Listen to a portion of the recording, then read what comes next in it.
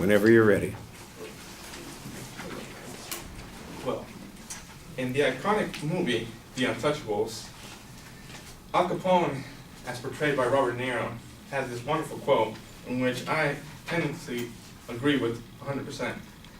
And it goes as, you can get further with a kind word and a gun than you can do with just with a kind word.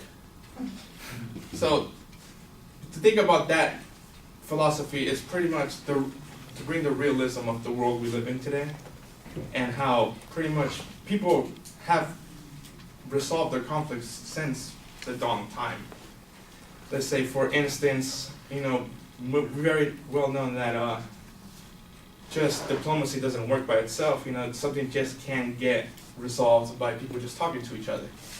Because, after all, we are emotional beings, and as emotional beings, we're just going to get emotional, and at the end of the day, nothing's going to get done. So, hence, force is required sometimes. And force, throughout our history, has been shown to be, kind of say, a catalyst, if you will, to achieving great things for humanity. Like, in instance, the creation of gunpowder, for example. Many people did not know that that was an invention created by the Chinese just to overthrow their government and have the superior fighting capability to pretty much win back China from their oppressor rules.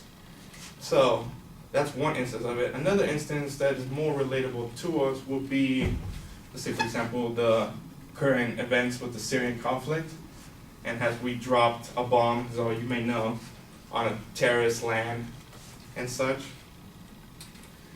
But at the end of the day, people realize that action puts in meaning to your words.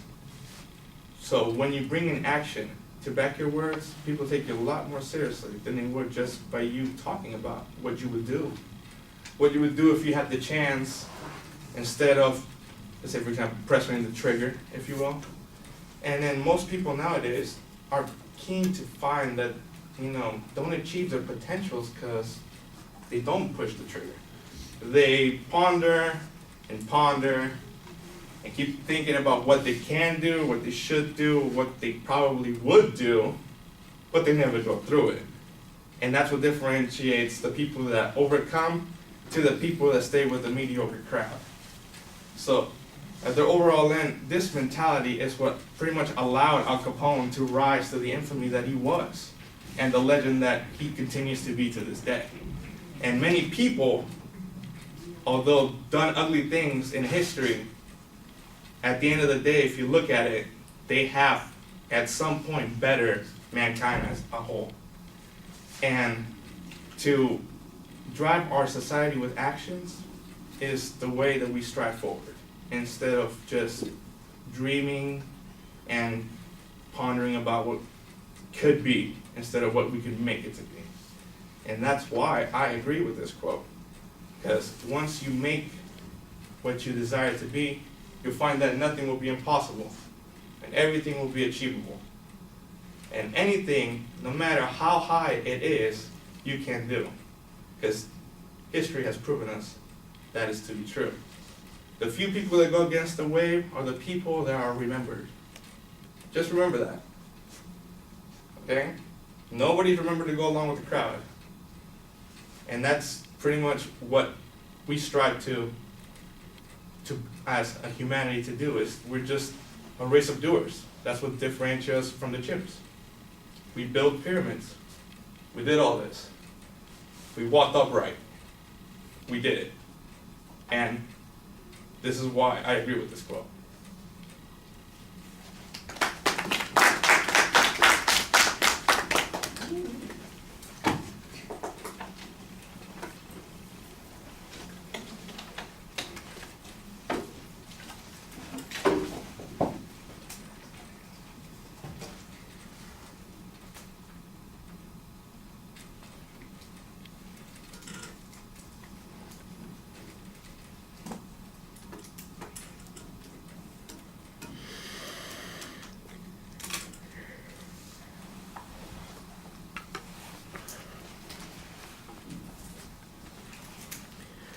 Well, normally I wouldn't be thrilled with the use of the quote as the attention device, but since you kind of gave it a context and talked about the film and the story, I thought that you were able to get away with it a little bit.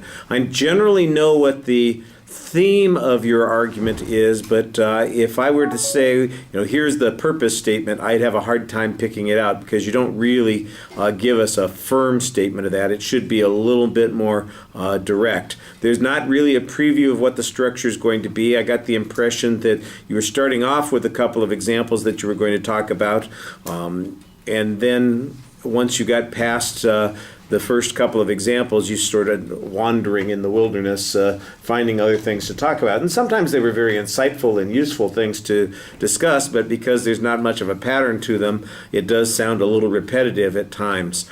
The examples that you started off with, I thought were pretty effective. And like I said, they imposed a little bit of structure on what you're talking about. After you got past the discussion of Syria, though, everything just seemed to be generalities and platitudes, so that's a little problematic. The delivery of the presentation, there are a lot of things that are pretty solid. Your voice projects well. There's very good variety in your voice. It's paced well. I don't see any major problems there. Once in a while, maybe you could be a little bit more engaging, but not, like I said, nothing that was damaging. And your facial expressions are actually very animated. But one drawback with the facial expressions is you have a tendency to talk to one part of the room.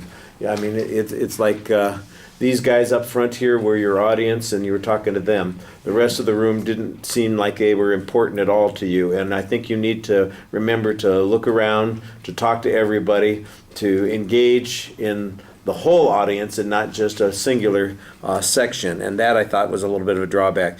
You also had a little bit of nervous feet from time to time, more at the beginning than later on in the speech. I thought that you sounded like you were concluding your speech. You had a pretty good summary of the theme that you were talking about. You came right up to an exit point and then backed away from it and spent another minute talking and kind of wandering around on the subject some more. So I know it always feels like I should be talking longer, I should say more, but if you've made your point and you've done so in a pretty clear way, that's usually the best way to finish, and go with that. Don't worry about there's so much value in spending an extra 60 seconds up here. Sometimes that might be the case, but usually I think you're better off just being done, especially if you're not changing anything dramatically. You're just going, like I said, kind of repeating ideas. All right, thank you.